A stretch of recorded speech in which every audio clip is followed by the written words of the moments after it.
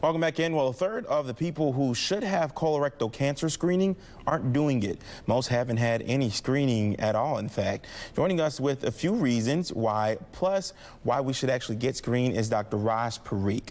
And thank you for joining us, doctor. We appreciate you. Pleasure to be here. Thank you very much.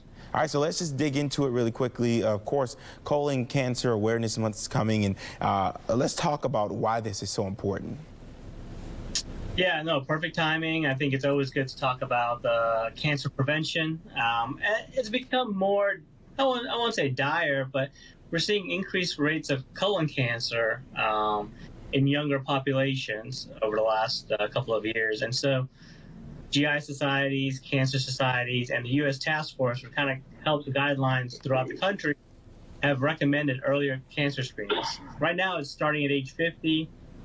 Without any family history or symptoms, but even the recommendations are now going to 45 based on all these societies and the data that's been collected over the last decade. And colon cancer is very preventable. If we take out colon polyps, little growths in your colon, before they ever get big enough to become a cancer, we can actually prevent it with a colonoscopy, not just look for it. We want to prevent it. Yeah, and we know that colon cancer is the second leading cause of death from cancer in the United States and third most common cancer overall. Talk about how common this actually is. I know you mentioned we're starting to see this in younger people and the screening needs to happen. But talk about how common this actually is. Yeah, so just to kind of put into numbers that people understand, the most common cancers we see are, things like breast cancer and lung cancer. But colon cancer we'll see in 1 in 19, 1 in 20 people, just to kind of make it a real number to people. And so everyone in their lifetime is going to know someone that's developed polyps. And, unfortunately, we're seeing more of this in younger populations.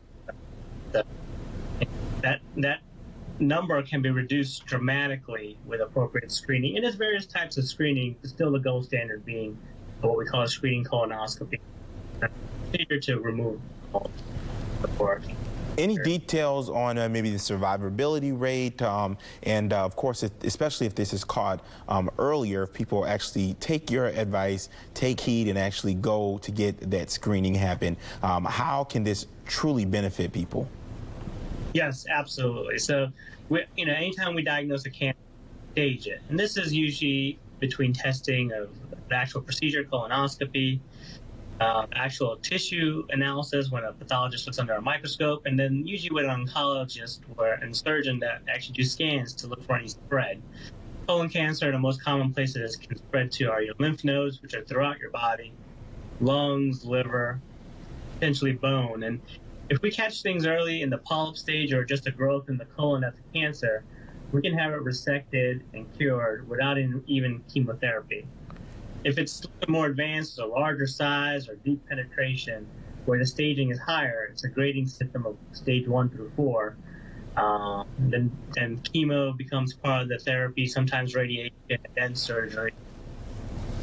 And survivability rates are excellent, quite high for the earliest. All right, and thank you, Dr. Parikh. We appreciate we're running out of time here, but you see that information at the bottom of our screen. Of course, Birmingham Gastroenterology Associates. Thank you so much, Dr. Raj Parikh. We appreciate you, and thank you for bringing awareness to this very serious